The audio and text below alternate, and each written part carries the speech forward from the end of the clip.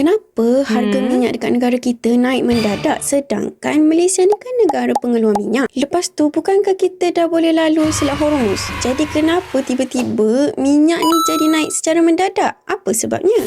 Okey, sebelum tu korang kena faham isu ni berlaku di peringkat global. Bila kita cakap peringkat global, maksudnya seluruh dunia, di mana seluruh negara terkesan dengan apa yang berlaku sekarang antara konflik yang mana Amerika Syarikat, Israel bergaduh dengan Iran dan berperang dengan Iran kan. Yang pertama, kita kena faham jenis minyak ni berbeza-beza. Minyak mentah yang ada dekat negara kita, yang negara kita gali, adalah grade tinggi. Ianya premium dan mahal. Jadi lebih untung kalau kita ekspor ataupun jual minyak mahal ni ke luar negara. Yang kedua, dari sudut keperluan domestik, di mana untuk kegunaan harian, kilang penapisan kita perlukan minyak mentah jenis lain yang lebih murah yang biasanya kita import ataupun ambil daripada negara-negara Timur Tengah. Akhir sekali kita tengok dari sudut permintaan versus pengeluaran. Penggunaan petrol raya Malaysia sekitar 712,000 tong sehari dan sebenarnya jauh lebih tinggi daripada apa yang kita mampu keluarkan, iaitu sebanyak 570,000 tong sehari. Jadi kita tetap kena beli dari pasaran dunia ataupun negara luar minyak ni untuk cukupkan keperluan dalam negara kita. Tapi kenapa kena bayar mahal kalau Iran benarkan kapal Malaysia lalu Selat Hormuz? Kan kita kawan dengan Iran. Okey, yang pertama kita kena faham harga minyak ni kita ikut harga pasaran global yang mana selalunya Brent crude yang dijadikan benchmark. Andai kata Brent crude cakap minyak naik disebabkan perang ni, maka secara automatik lah semua negara akan follow benchmark ni dan terpaksa naikkan harga minyak. Selain daripada tu, kos insurans jadi mahal. Kos insurans ni naik melambung sebab kapal ni nak lalu zona perang. Jadi ianya adalah kawasan yang berisiko tinggi.